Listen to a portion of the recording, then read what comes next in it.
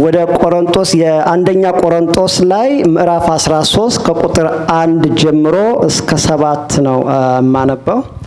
አንደኛ ቆሮንቶስ ምዕራፍ 13 ከቁጥር 1 እስከ 7 ድረስ እንደዚህ ይላል። በጌታ ስም አነባዋለሁ። በሰዎችና በመላእክት ልሳን ብናገር ፍቅር ግን ከሌለኝ እንደሚጮህ ናስ ወይም እንደሚንሸዋሸዋ ጽናጽል ሆኛለሁ። ትንቢትም ቢኖረኝ ምስጢርንም ሁሉና ዕውቀትን ሁሉ ባውቅ ተራሮችም እስካፈስ ድረስ እምነት ሁሉ ቢኖረኝ ፍቅር ግን ከሌለኝ ከንቱ ነኝ። ድሆችንም ልመግብ ያለኝን ሁሉ ባካፍል ሥጋዬንም ለእሳት ማቃጠል አሳልፌ ውስጥ ፍቅር ግን ከሌለኝ ምንም አይጠቅመኝም። ፍቅር ይታገሳል፣ ቸርነትንም ያደርጋል። ፍቅር አይቀናም፣ ፍቅር አይመካም፣ አይታበይም፣ የማይገባውን አያደርግም፣ የራሱንም አይፈልግም፣ አይበሳጭም፣ በደልን አይቆጥርም፣ እውነት ጋር ደስ ይለዋል እንጂ ስለ አመፃ ደስ አይለውም። ሁሉን ይታገሳል፣ ሁሉን ያምናል፣ ሁሉን ተስፋ ያደርጋል፣ በሁሉ ይጸናል ይላል። ተባረኩ። ቁጭ በሉ።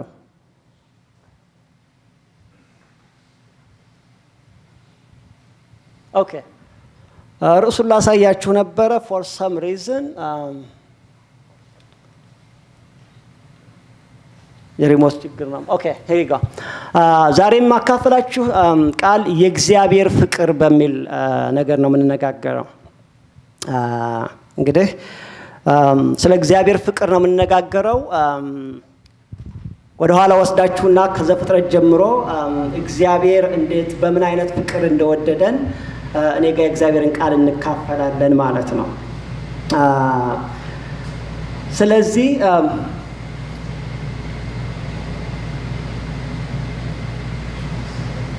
ይህች ነገሮች እንደዚህ ኦኬ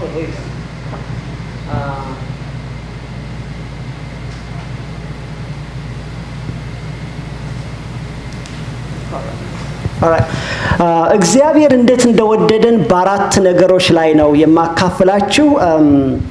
እግዚአብሔር ፍቅር አስመልክቶ የመጀመሪያው የእግዚአብሔር ፍቅር የሚጀምረው ገና ከመፈጠራችን እንደሆነ መጽሐፍ ቅዱስ ይነግረናል። መጽሐፍ ቅዱስ ላይ ሂደን ዘፍጥረት ላይ ስናወጣ ዘፍጥረት 1 ከምዕራፍ 25 እስከ ምዕራፍ 29 በምናይበት ጊዜ መጽሐፍ ቅዱስ ላይ እንደምታዩት እግዚአብሔር የምድር አራዊትን ሁሉ እንደፈጠረ ከዚያ በኋላም ደግሞ ሁሉንም እንደወገኑ እንደፈጠረ ያሳያል። ከዛ መጽሐፍ ቅዱስ እዚያው ላይ ስትሄዱ ምዕራፍ 26 ላይ እንዲህ ይላል፣ ሰውን በመልካችን እንደ ምሳሌያችን እንፍጠር ይላል። እግዚአብሔር ሰውን ሲፈጥር በተለየ መልኩ እንደፈጠረው ነው እዚህ ጋር የሚያሳየው። እግዚአብሔር ሁሉንም ነገሮች ፈጥሯል። ከባህር ከእንስሳ እስከ ባህር እያንዳንዱ ነገር ከፈጠረ በኋላ ሰውን እንደ ምሳሌያችን እንፍጠር ይላል። እግዚአብሔር የሰው ልጅ ሲፈጥር በጣም ከፍተኛ ትኩረት እንዳደረገና እግዚአብሔር ፍቅር ያሳየበት የፍጥረት ሂደት እናያለን። እዚህ ጋር እግዚአብሔር ፍቅር ያሳየበት የመጽሐፍ ቅዱስ ክፍል ነው።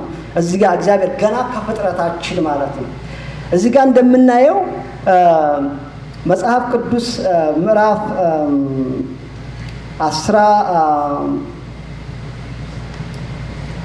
28 ቁጥር ላይ እንደዚህ ይላል፣ የሚንቀሳቀሱትን ሁሉ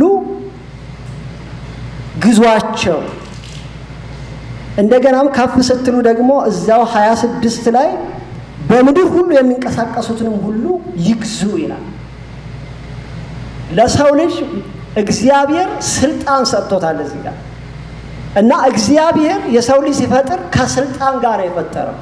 ምን ያህል እግዚአብሔር የሰው ልጅ በከፍተኛ ሁኔታ እንደሚወድ እግዚአብሔር ስልጣን እንደሰጠው ያሳያል ማለት ነውና የሚንቀሳቀሱትን ሁሉ እንዲገዙ ይላል።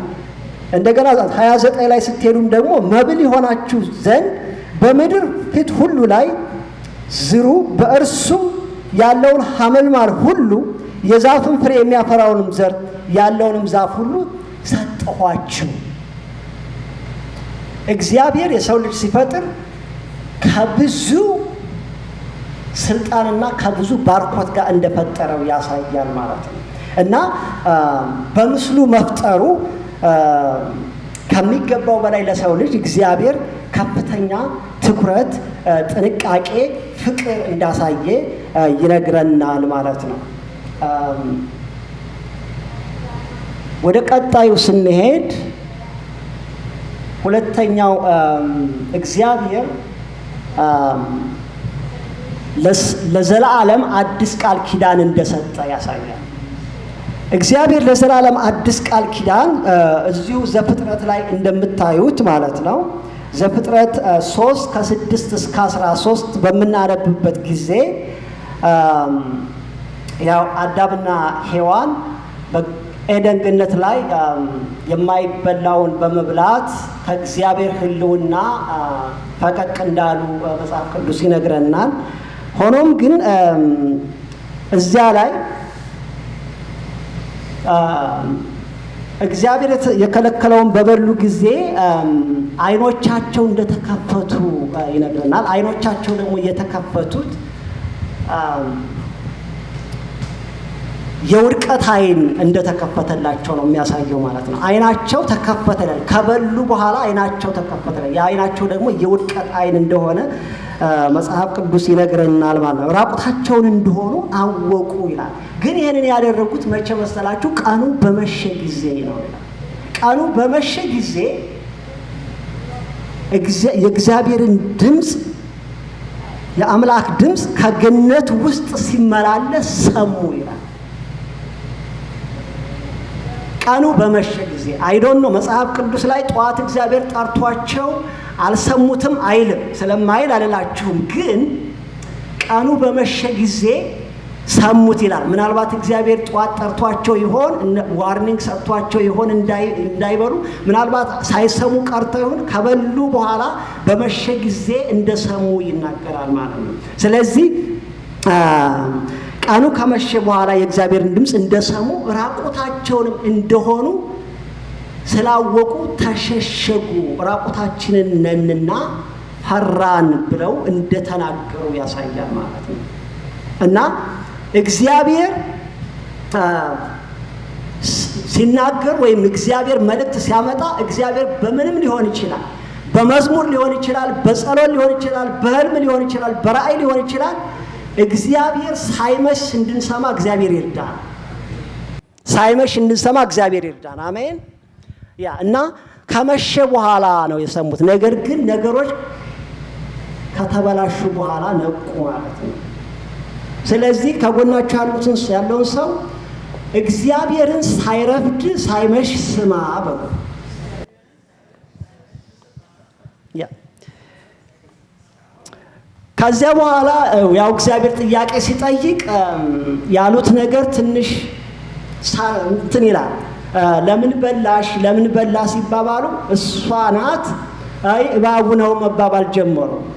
ያ ትንሽ የኛም ቤት ይመስላል። የኔና የቴነሽን ቤት አስበው ማለት ነው። አንተ ነህ አንቺ ነሽ እንባባላለን፣ ግን እሷ ትሻላለች። አጨብጭቡላ። ብዙ ጊዜ ኃላፊነት አንወስድም። ኃላፊነት ስለ አይዶን ነው። እግዚአብሔር አዳም አይ አላዘዘንም እዚህ ጋር መብላት የለብንም ብሎ ሔዋንን ቻሌንጅ ቢያደርጋት ምናልባት ሌላ ዓለም ይሆን መጽሐፍ ቅዱስ ስለማይል አይደለም። ግን አዳም ቻሌንጅ ቢያደርጋ ኖሮ ሊለያዩ ይችሉ ነበር ማለት ነው። በኤደን ገነት ይቀራል፣ እሷ ደግሞ ትወጣለች ማለት ነው። ስለዚህ አንዳንድ ጊዜ ግን እሱ ያው እዚህ ጋር ያው አብሮ ነው የበላው። ኃላፊነት አንወስድም። ብዙ ጊዜ የእሱ ፈንታ ነው፣ የእሱ ስህተት ነው፣ የእሷ ስህተት ነው ምናምን ነው የምንለው። ስለዚህ ኃላፊነት መውሰድ ያስፈልጋል። ብዙ ጊዜ ነገሮቹ ከተበላሹ በኋላ ይሄ ባይሆን ኖሮ እሷ ባትሆን እሱ ባይሆን የምንለው ነገር አለ ማለት ነው። እና ኃላፊነት መውሰድ ያስፈልጋል በሚሆነው ነገር ማለት ነው። ኃላፊነት መውሰድ ያስፈልጋል። ሳይጨልም ሳይመሽ በጊዜ መጠንቀቅና እርምጃን አቅጣጫን ማስተካከል ያስፈልጋል ማለት ነው። እዚህ ጋር በእርግጥ አንዳንድ የመጽሐፍ ቅዱስ አጥኚዎች በጥልቁ እንትን ያሉ የአዳምን መውደቅ አሰም ፖይንት የቴዎሎጂ ስኮላርስ ለበጎ አድርጎታል እግዚአብሔር ከፍቅሩ የተነሳ ይላል። ለምንድን ነው?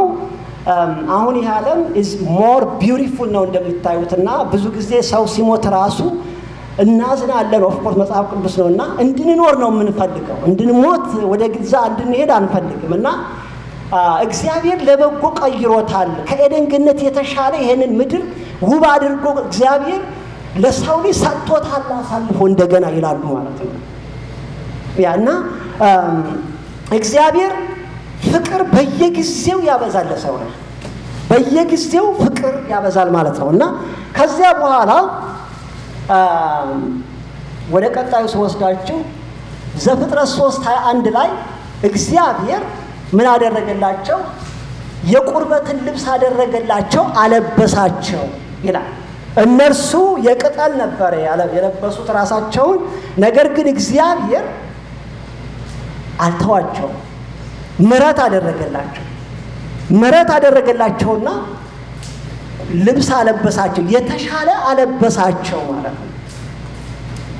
እና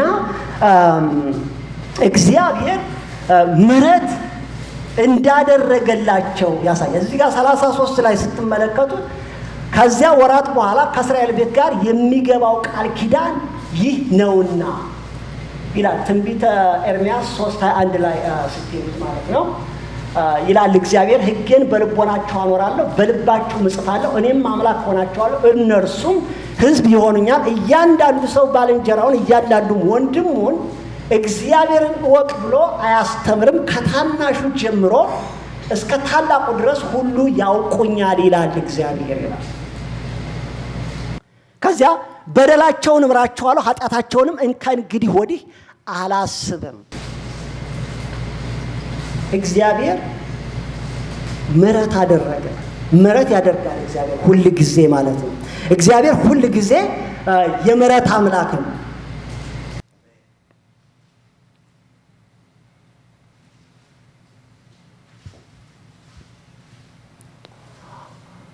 እሺ ኦሪት ዘፍጥረት ላይ 8:22 እንደምታዩት እዚህ ጋር ኖህ ለእግዚአብሔር የሰዋውን መሰዊያ እንዳቀረበ እዚጋ እናያለን። እግዚአብሔር መስዋዕቱን ምን ይላል? አሸተተ ይላል። ስላሸተተ ያው እግዚአብሔር በልቡ አለ ምድርን ዳግመኛ ስለ ሰው አልረግምም። ኖህ ያቀረበውን መስዋዕት እግዚአብሔር መልካም ሆኖ ስላገኘው እግዚአብሔር ምን አደረገ ማለት ነው? ዳግመኛ ተስፋ ሰጠ። ስለዚህ አንዳንድ ጊዜ ላይገባንና ላይመስለን ይችላል። የምንጸልየው ጸሎት ከተማን ሊያድን ይችላል። የምንጸልየው ጸሎት ከተማን ሊያድን ይችላል። ሌላ ጎረቤት እንቆቅልሽ ሊፈታ ይችላል። እግዚአብሔር ነው የሚያውቀው። ስለዚህ የኖህን መስዋዕት እግዚአብሔር አሸተተ እና እግዚአብሔር ምን አለ? ከዚህ በኋላ ዳግመኛ ጥፋትን አላመጣም እንዳለ ይናገራል ማለት ነው። እና የሰው ልብ ሐሳብ ከታናሽ ጀምሮ እስከ ክፉ ከታናሽነቱ ጀምሮ ክፉ ነውና ደግሞም ከዚህ ቀድሞ እንዳደረገውት ሕያዋንን ሁሉ እንደገና አልመታም ይላል። ከዚያ በኋላ ምን ይላል? በምድርም ዘመን ሁሉ መዝራትና ማጨድ፣ ብርድና ሙቀት፣ በጋና ክረምት፣ ቀንና ሌሊት አያቋርጡም ይላል። አንዳንድ ነገሮችን ቦልድ አድርጌባቸዋለሁ። ያደረኩት ለምንድን ነው? እግዚአብሔር ምሕረት እንዳደረገ ምናምን ያስረዳል እዚህ ጋር። ነገር ግን መዝራትና ማጨድ ደግሞ አያቋርጥም ይላል። ስለዚህ አንዳንድ ጊዜ ከእግዚአብሔር መስመር ላይ መውጣት ሊኖር ይችላል። እግዚአብሔር ይርዳን።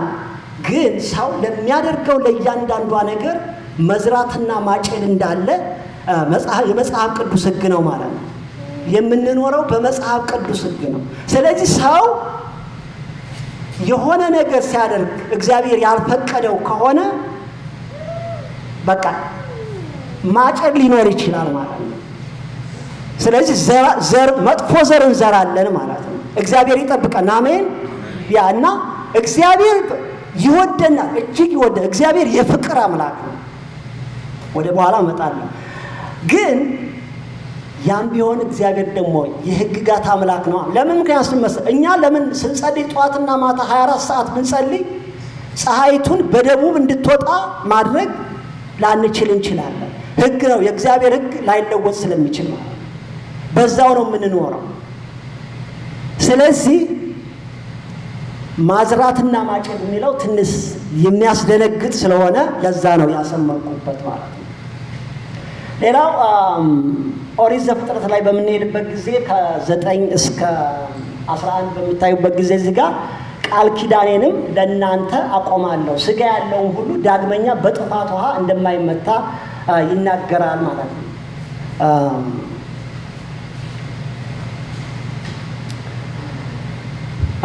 ከዚያም በኋላ እዛ ጋር እግዚአብሔር አለ በእኔና በእናንተ መካከል ከእናንተም ጋር ባለው በሕያው ነፍስ ሁሉ መካከል ለዘላለም የሚያደርገው ቃል ኪዳን ምልክት ይህ ነው። ያው ስለ እግዚአብሔር ዳግመኛ ምድር እንደማያጠፋ የሚናገር ክፍል ነው እዚህ ጋር ያለው ክፍል ማለት ነው። ስለዚህ ዋናው የትርጉሙ እዚህ ጋር የዋናው የመልእክቴ ክፍል ለምናደርገው ነገር ማጨድና መዝራትና ማጨድ እንዳለ አጥብቀን ማስተዋል ያስፈልገናል ማለት ነው። እኛ ደግሞ እንደምታውቁት ልጆች አሉን። ስለዚህ ለልጆቻችን በረከት ነው ማስተላለፍ ያለበት። ለምን? የእግዚአብሔር ባርኮት እስከ ሺህ ትውልድ ድረስ ይሄዳል። የእግዚአብሔር ምሕረት እስከ ሺህ ትውልድ ድረስ ይሄዳል ይላል መጽሐፍ ቅዱስ። ከክፉ ነገር ይጠብቃል። ስለዚህ ክፋትም እንደዛው ሊሄድ ስለሚችል እዛ ጋር ማስተዋል ያስፈልገናል ማለት ነው። እና የማይመለስ ውድቀት ከመምጣቱ በፊት በጊዜ እግዚአብሔርን ድምፅ መስማት መቻል እንዳለብን እግዚአብሔር ዘላለማዊ አዲስ ቃል ኪዳን ደግሞ ላያጠፋ ምድርን ተስፋ እንደሰጠ ያሳያል ማለት ነው። ሶስተኛው እግዚአብሔር ኃጢአተኞችን ይቅር ይላልና እንደገና ኃጢአተኞችን ይቅር ይላል እናም እንደገና ይወዳል። አንዱ እግዚአብሔር ሌላው ማለት ነው፣ አንዱ ሳይሆን ሌላው ከምንወያይበት ነጥብ እግዚአብሔር የእንደገና አምላክን ኃጢአተኞችን በነፃ ይለቃል። ኃጢአተኞችን በነፃ ያሰናብታል። ዳግመህ ኃጢአት አትስራ ይላል እንጂ ኃጢአተኞችን በነፃ ይለቃል። እግዚአብሔር ሰው እንደሚፈርድ አይፈርድም፣ ሰው እንደሚያይ አያይም። እዚህ ጋር እንደምታዩት ትንቢተ ኢሳይያስ ምን ይላል? ኑ እንዋቀስ ይላል እግዚአብሔር። ኃጢአታችሁ እንዳለላ ብትሆን እንደ አመዳይ ብትነጻለች፣ እንደ ደም ብትቀላ እንደ ባዘቶ ትጠራለች። እሺ ብትሉ እኔንም ብትታዘዙ የምድርን በረከት ትበላላችሁ። እምቢ ብትሉ ግን ብታምፁም ሰይፍ ይበላችኋል ይላል። የእግዚአብሔር አፍ ይህን ተናግሯልና ይላል። እግዚአብሔር ኑ እንዋቀስ የሚለውን ነው መነጋገር ላሰምርበት የፈለጉ ምንድነው? እግዚአብሔር ኑ እንዋቀስ ምንድን ነው? መነጋገር ሊሆን ይችላል፣ ከእርስ በራሳችን ጸሎት ሊሆን ይችላል፣ ንስሐ ሊሆን ይችላል። ወደ እግዚአብሔር ልባችንን ካፈሰስን እግዚአብሔር በእርግጥም ምን ያደርጋል ማለት ነው? ኃጢአተኛን በምሕረት ያሰናብታል። እርሱ ግን ማሪ ነው ይላል መዝሙረ ዳዊት 78:38 ላይ። እርሱ ግን ማሪ ነው፣ ኃጢአተኛውንም ይቅር አላቸው፣ አላጠፋቸውም፣ ቁጣውንም መመለስ አበዛ ይላል። እግዚአብሔር ሁል ጊዜ ፊቱን ይመልሳል እንደምናውቀው ማለት ነው። ምሕረቱን ይወዳልና ቁጣኑን ለዘላለም አይጠብቅም ይላል ትንቢተ ሚክያስ ላይ ማለት ነው። ወደ ቆላስይስ ሰዎች በምንሄድበት ጊዜ እናንተም በበደላችሁ ሥጋችሁን ባለመገረዝ ሙታን በሆናችሁ ጊዜ ከእርሱ ጋር ሕይወትን ሰጣችሁ፣ በደላችሁን ሁሉ ይቅር አላችሁ። እዚህ ጋር እግዚአብሔር እንደገና እድል ይሰጣል። የእንደገና አምላክ ነው እግዚአብሔር ሁልጊዜ። እንደገና እግዚአብሔር የእንደገና አምላክ ስለሆነ በደልን ይቅር ስለሚል እኛ የመጀመሪያው እግዚአብሔር ሰውን በአምሳሉ ፈጠረ የሚለውን ያነሳውበት ምክንያት አንዱ ምንድነው? እኛ የምንኖረው እንደ እግዚአብሔር ነው። የተፈጠርነውም እንደ እግዚአብሔር አምሳል ነው። እዚህ ጋር መጽሐፍ ቅዱስ እዚህ ጋር ያለውን እናንተ ቤታችሁ ታነብታላችሁ። እኛ የተፈጠርነው እንደ እግዚአብሔር ነው። እግዚአብሔር ምንድነው? ፍቅር ነው። እግዚአብሔር ምንድነው? ይቅር ባይ ነው።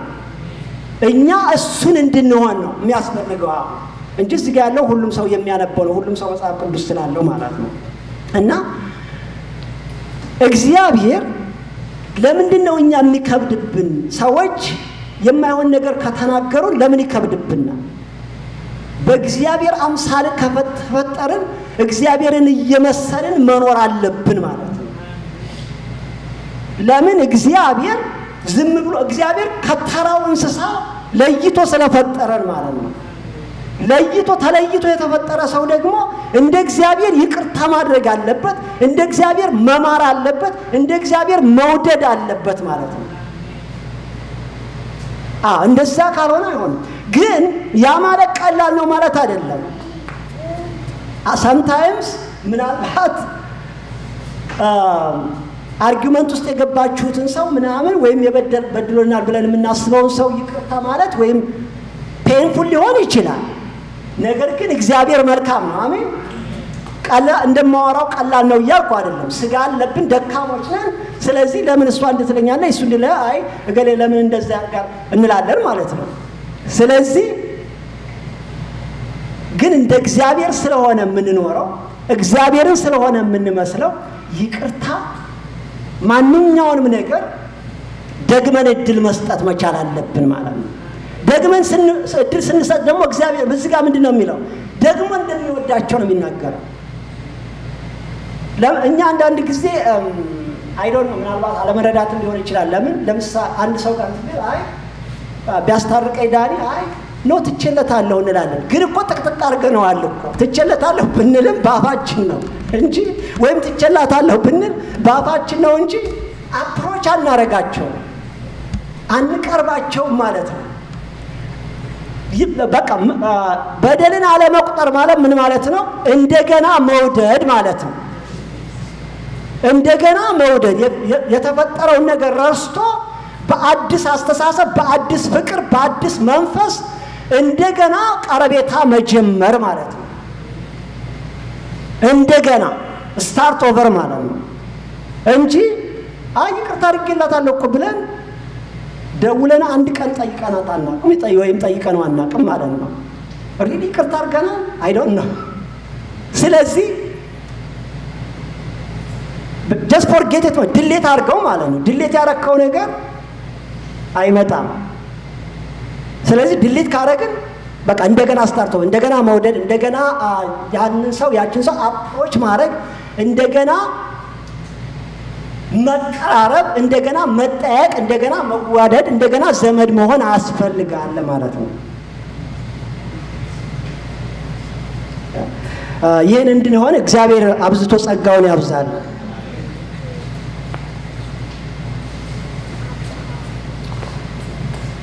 ኦልራይት እዚህ ጋር አራተኛው የክርስቶስ የእግዚአብሔር ፍቅር አራተኛው የክርስቶስ መስቀል ላይ መሞት ወይም ትልቁ ፍቅር ነው። እንግዲህ እግዚአብሔር ብዙ ጊዜ ምሕረት እያደረገ የት መጣ? ወደ አዲስ ኪዳን መጣ ማለት ነው። ኢየሱስ ክርስቶስ ተወለደ፣ ኢየሱስ ክርስቶስ መጣ። ስለዚህ እግዚአብሔር መጽሐፍ ቅዱስ ጋር እዚህ ጋር እንደምታነቡት ዮሐንስ ወንጌል ላይ እንዲህ ይላል፣ በእርሱ የሚያምን ሁሉ የዘላለም ሕይወት እንዲኖረው እንጂ እንዳይጠፋ እግዚአብሔር አንድያ ልጁን እስኪሰጥ ድረስ ዓለሙን እንዲሁ ወዷል። ብዙ ጊዜ በሰው ልጅ ብዙ ጊዜ በቃ እግዚአብሔር ባይምረን ኑሮ የጠፋንበት ምድር የጠፋችበት ጊዜ ነበር። ግን እግዚአብሔር ሁል ጊዜ አዲስ ምሕረት ስላለው አንድያ ልጁን እንደገና ምን አደረገ ማለት ነው? በመስቀል ላይ ሰጠ። እዚህ ጋር ይሄ ከጥፋት መዳን ነው። የክርስቶስ ኢየሱስ ሮሜ ላይ እንደምታዩት እዚህ ጋር ስለ ጻድቅ የሚሞት በጭንቅ ይገኛል፣ ስለ ቸር ሰው ግን ሊሞት እንኳ የሚደፍር ምናልባት ይገኝ ይሆናል። ነገር ግን ኃጢአተኛ ሳለን ክርስቶስ ስለ እኛ ሞቷልና እግዚአብሔር ለእኛ ያለውን የራሱን ፍቅር ያስረዳል። አንድም የሚነሳ ሳይገኝብን ማለት ነው። እግዚአብሔር ለእኛ የሚያነሳው ነገር ሳያገኝ እንዲሁ በነፃ ፍቅር ራሱን በመስቀል ላይ እንደሰጠ፣ ለዛ ነው ትልቁ ፍቅር የሚያልኩት እዚህ ጋር ማለት ነው። ስለዚህ 13 ላይ ሄዳችሁ አንደኛ ቆሮንቶስ ላይ ስታዩት እንዲህ ይላል፣ እንዲህም ከሆነ እምነት፣ ተስፋ፣ ፍቅር እነዚህ ሶስቱ ጸንተው ይኖራሉ፣ ከነዚህም የሚበልጠው ፍቅር ነው።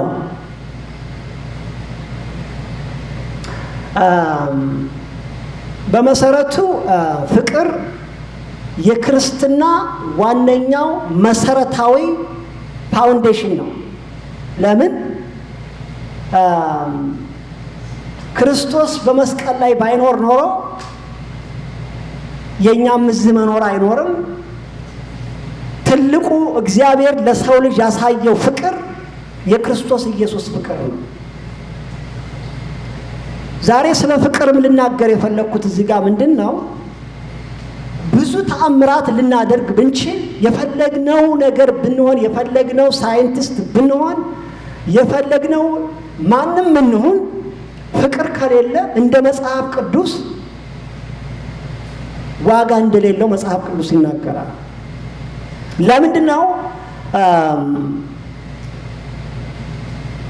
እዚህ ጋር እንደምታዩት ደግሜ ላንብበው።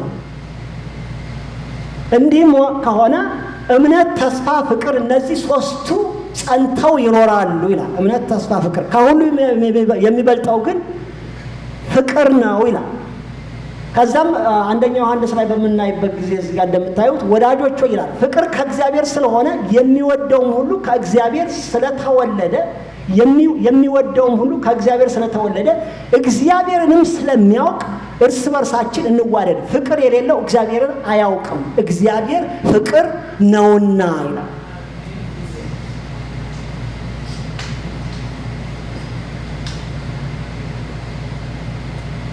እና አይ ነው በ21 ሴንቸሪ ነው የምንኖረው። ሎት ኦፍ አፕ ኤንድ ዳውን፣ በጣም ብዙ አፕ ኤንድ ዳውን ወጣ በምንልበት ጊዜ ያለ መዓት ነገር አለ። ያዝላል፣ ያደክማል፣ ግልጽ ነው።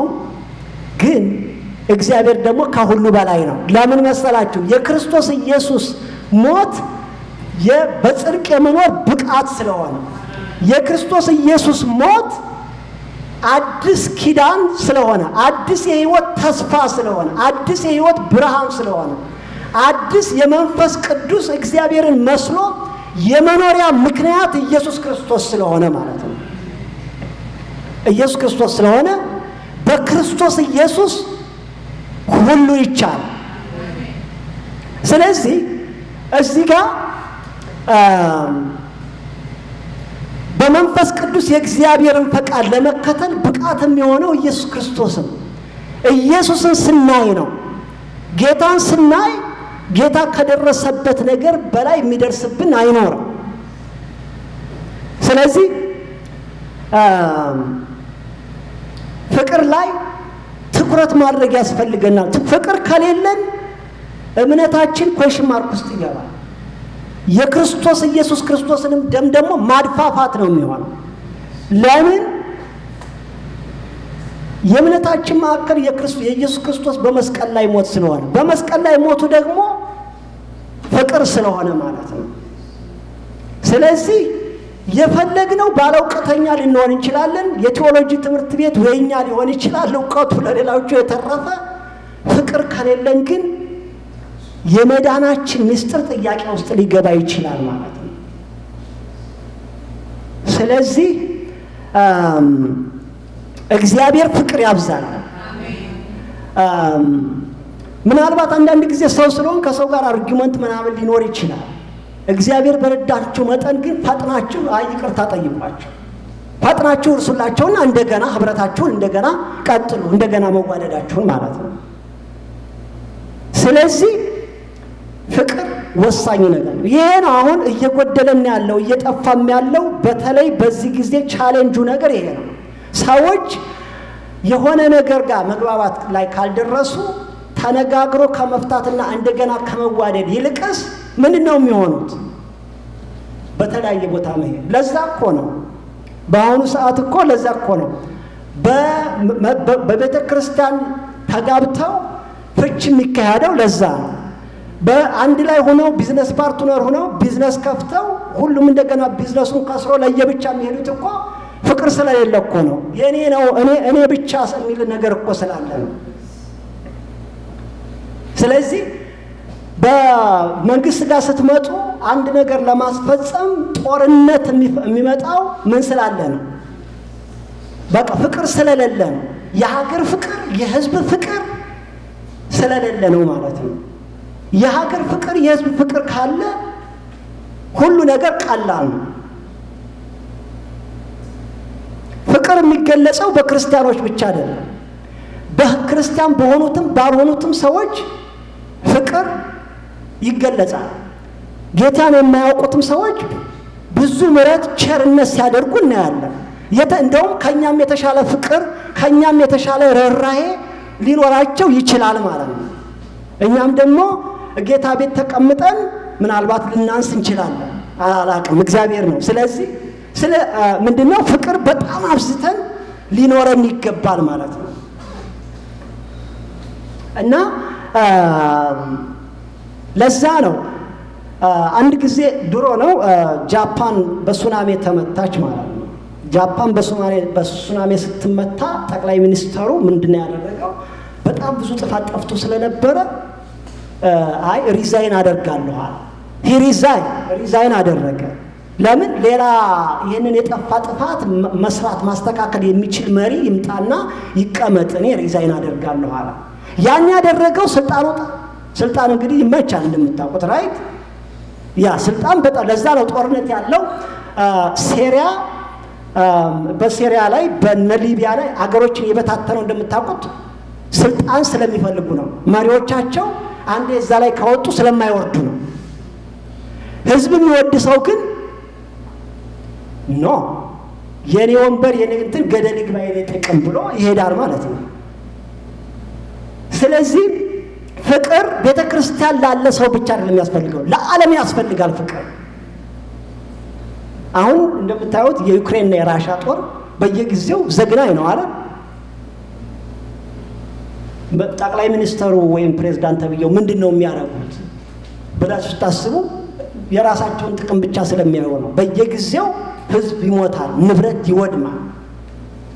ስለዚህ ፍቅር ያለው ሰው የሆነ ጥፋት ሲጠፋ ኖ አይ እንደዚህ አይሆንም፣ በቃ የኔ ከሆነ ችግሩ እኔ ገለል ማለት አለብኝ፣ እገሌ መሆን አለበት ይላል ማለት ነው። እና ይሄ ፍቅር እዚህ የምናገረው ባይዘወይ ለኛ ብቻ አይደለም። እዚህ ዩቲዩብ የሚያይ ሰው አለ እንደምታዩት።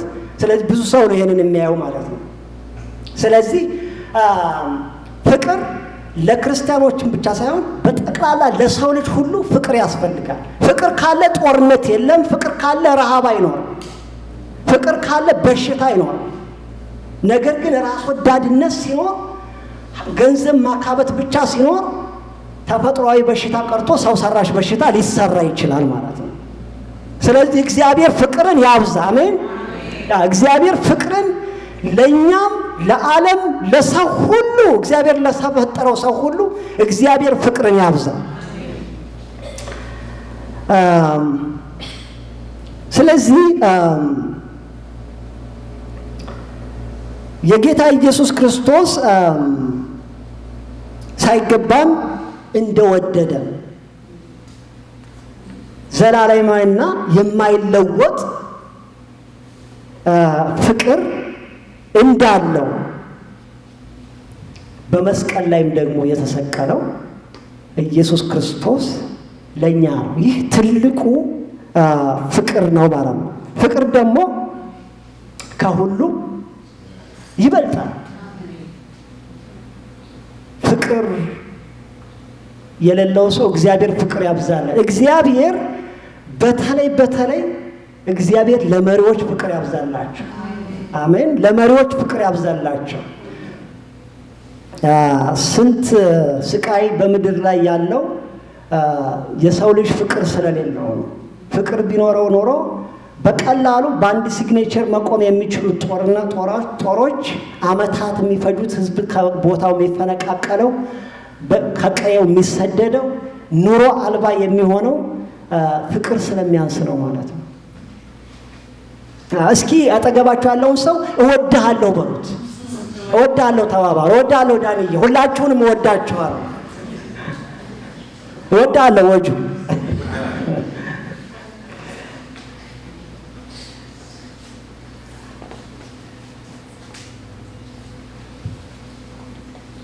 ኦልራይት። ስለዚህ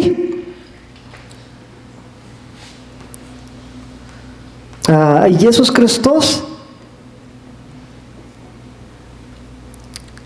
ከዘላለማዊ ፍቅሩ የተነሳ በፍቅሩ ዓለምን ሴቭ እንዳደረገ ሁላችንም የምናውቀው ሀቅ ነው ማለት ነው። ጌታ እግዚአብሔር ምድርን ያዳናት፣ ምድርና መላውን ያዳነው፣ ህዝቡን ያዳነው በምንድን ነው? በፍቅር ነው ማለት ነው።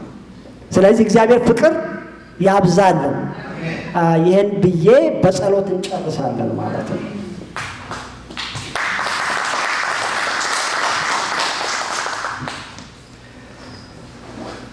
እስቲ እንጸልይ። እኔ ጋር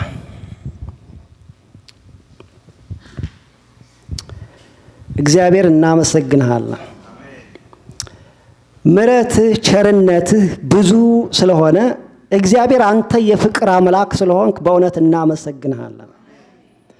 ደግሞ አንተ እግዚአብሔር አምላኬና አባት ሆይ ቃልህ በመለኮት ኃይል የሚሰራ ነው።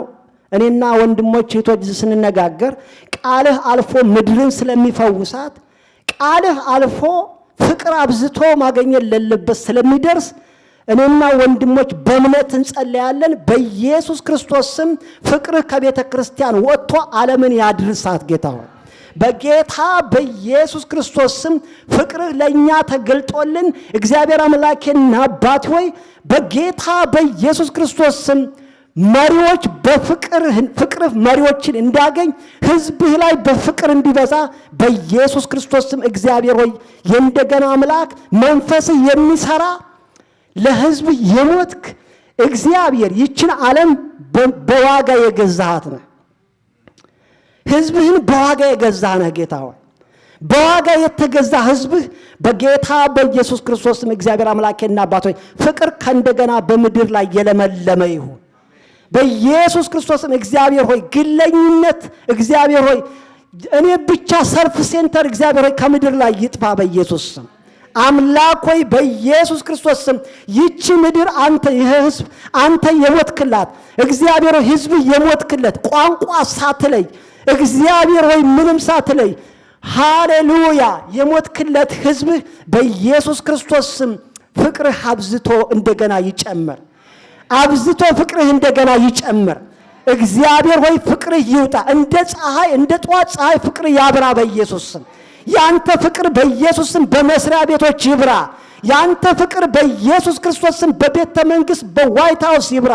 እግዚአብሔር ሆይ ያንተ ፍቅር በከተማዎች እግዚአብሔር ሆይ ይብራ። እግዚአብሔር ሆይ በከተማ እግዚአብሔር ሆይ በከንቲባ በየትኛውም ቦታ እግዚአብሔር አምላኬና አባት ሆይ ፍቅርህ ያይል ጌታ ሆይ ያንተን ፍቅር ሰዎች እግዚአብሔር ሆይ ማወቅ እንዲችሉ እግዚአብሔር ሆይ ወደ ልቦናቸው መመለስ እንዲችሉ በኢየሱስ ክርስቶስ ስም ሁለንተናዊ መንፈስህ በጣልቃ ገብነት የእያንዳንዱን ወንድና ሴት ህዝብ በምድር ላይ ህሊናቸውን ያንኳኳ፣ አእምሯቸውን ያንኳኳ። እግዚአብሔር ሆይ ይህን አድርገህ ምድርን በፍቅር ስለምትፈውስ እናመሰግንሃለን። እግዚአብሔር አምላኬና አባት ሆይ አንተ ደግሞ ስለመጣ በምድር ላይ ስለመጣ እንደገና ተስፋ አዲስ ኪዳን አዲስ ቀን እግዚአብሔር ሆይ እንዲሰጠን እንዳመጣ ስላደረክ ክብር ላንተ ይሁን። እግዚአብሔር አምላኬና አባቴ እኔ ጸልያለሁ በኢየሱስ ክርስቶስ ስም አንተ ጌታ ሆይ በመንፈስ እንደተወለድክ በኢየሱስ ክርስቶስ ስም ለወንድሞቼና ለእህቶቼ እዚህ ጋር እግዚአብሔር አምላኬና አባቴ በመንፈስ የሚወልዱት ራእይ ይኑራቸው በኢየሱስ ስም። በመንፈስ የሚውል ልጆቻቸው ባለራእይ ይሁኑ። እነርሱ ባለራእይ ይሁኑ። በመንፈስ ቅዱስ እግዚአብሔር ሆይ የምትሰጣቸው የሚወለድ ራእይ ሊሆን ይችላል፣ ግኝት ሊሆን ይችላል፣ መባረክ ሊሆን ይችላል፣ ማለፍ ሊሆን ይችላል። በናዝሬቱ በኢየሱስ ወንድሞቼ እናቶቼን እንድትባርካቸው ጸለይኩኝ። አንተ ያንተ በርዝ እግዚአብሔር አምላኬና አባቴ እንደገና መወለድ ነው። እኔና ወንድሞቼ እንደገና እንወለድም፣ ግን ጌታ እግዚአብሔር አምላኬና አባቴ በራእይ ወደፊት እንድናልፍ፣ በበረከት ወደፊት እንድናልፍ፣ አንተም በመፍራት ወደፊት እንድናልፍ በኢየሱስ ክርስቶስ ስም ጣልቃ ገብነት ይግባ። እግዚአብሔር ሆይ ይህን ስለምታደርግ፣ ፍቅር ስለሚበዛ፣ ቤተክርስቲያን ስለምታድግ፣ አንድ ላይ እግዚአብሔር አምላኬና ስለምታዋህደን፣ እግዚአብሔር አምላኬና አባቴ በቤተክርስቲያናችን ፍቅር ስለሚገለጽ እናመሰግናለን። ስለሰማህን ተመስገን። በኢየሱስ ስም አሜን።